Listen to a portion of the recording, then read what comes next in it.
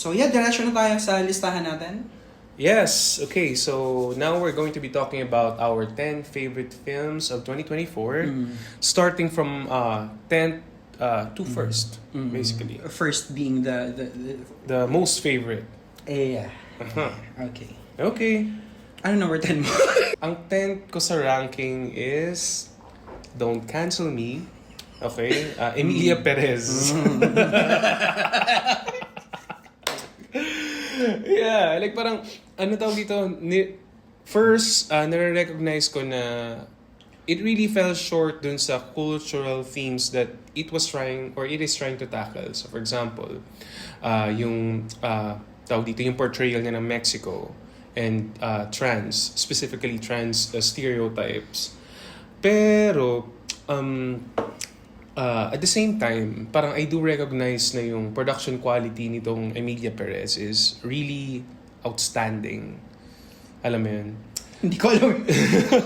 Why? Ayaw maka-answer. Joke lang. Uy, gagi Go ka. lang. Go lang. So, ayun. Tapos parang, it's still very entertaining, visually appealing. Tapos, I feel like si Zoe Saldana and si Carla Sofia Gascon really delivered incredible performances. So I'm putting it in my top 10. 10th place. What do you think? Nung una ko kasi pinapanood yan, nag-post ako sa Facebook, sabi ko, I had to pause. Kasi alam ko na controversial siya, alam ko na yung mga issue before ko mapanood. Yeah. And nung pinapanood ko, unfortunately, nagugustuhan ko siya for some reason. Like, naanuan ko na parang nalagpasan ko na yung from penis to vagina from part. penis to vagina. Tapos ako parang hindi naman ako into musical. Parang, shit, okay, sige. Ang pangit na ito sa musical, pero may potential. Nakikita mo yung potential, alam mo yun. Na-disappoint lang ako sa part na parang may choices sa narrative na parang, wait lang. Parang wala akong pakialam sa kung hindi accurate yung accent.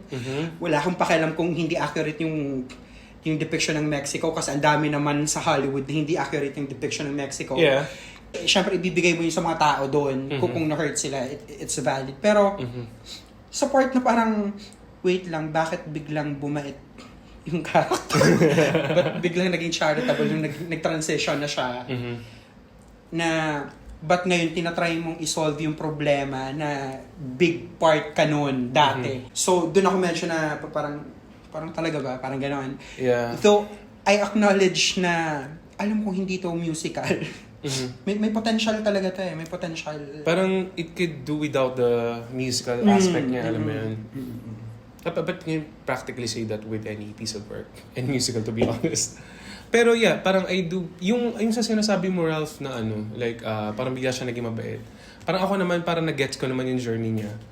Parang gusto niya magbagong buhay. So parang finally, she has gotten in a place where she can be her true self.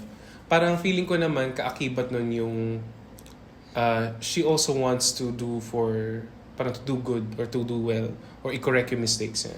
Kahit na, alam mo yun, siya yung nagdulot nung masasamang nangyari. Yeah. So parang carry lang ako dun sa part na yun. But I guess yung sa narrative choices na sinasabi mo, where I think it falls flat would be yung parang yung turning point ng story papunta sa third act. Yung parang biglang nagkaroon ng conflict between Emilia and yung si Selena Gomez, kung ano man yung pangalan. Alam mo yun? So parang okay, bigla siyang kinid na parang okay girl. Parang I know that this is parang an art house telenovela. Kasi parang nung first watch ko, ganun yung tingin ko sa kanya eh. But at the same time, parang may maraming steps na na-miss sa plot para i-earn yung ganung klaseng, alam mo yun, situation or turning point. And I guess yung may nagsasabi din na yung tonal inconsistencies ng film is parang really not fun to experience. I think yung specifically where I noticed that was yung part na nasa hospital sila. Yung parang iniisip ko, is this trying to be campy? Kasi sobrang ridiculous ng lyrics nung penis to vagina. Alam mo yun? So parang, pero gets ko naman yung gusto niya sabihin here, pero hindi naman kailangan cringe or crass. May mga nagmamak sa first part yung mga sinasabing appliances. Na parang, ba't may ganong song na puro appliances yung sinasabi, yung refrigerator. Yung, I might have missed that. Sorry. Yung Spanish din, of course, yung lyrics. Pero for some reason, enjoy ko yun kasi para siyang feeling ko, alam mo yung mga, pag may dumadaan sa barangay nyo na, yung mga sirang appliances, na it's very third world, alam mo yun? Yun yung nakuha ko doon, though yung iba hindi na-appreciate. Pero yeah, sinabi ko sa review ko na it sucks. Kasi at the end of the day, musical ka pa rin eh. You're a musical film na for me, it failed to be a musical? To be a decent musical film. Okay. Although Zoe and Carla did have good musical performances there, I think. Yeah, especially sa unahan. Yung kay Zoe, yung may mga dyaryo. Yung pagod pa siya. Kaya parang, alam ko may hate dun sa win niya sa Oscars. But actually, parang pwede naman. Yeah. Yeah, she's a contender. Alam mo yun? Okay, tapos na. Emilia Perez, anong sa'yo? 10th place. Ang number 10 ko ay Monkey Man. Directorial debut ni Dev Patel. Okay. Siya din yung protagonist. May elemento siya, ayoko na sabihin nagpapaka, pero may mga elemento siya ng sino yung may foot fetish? Who? Director. Si Quentin Tarantino. May sobrang inspired siya ni Quentin Tarantino. Okay. Tapos may John Wick inspiration na malala sa pelikula. Pero but I think, come to think of it, parang yung John Wick is also kinda Tarantino. Exactly, yeah. So kay Tarantino talaga ito lahat pupunta. Ang ganda ng execution from start to finish.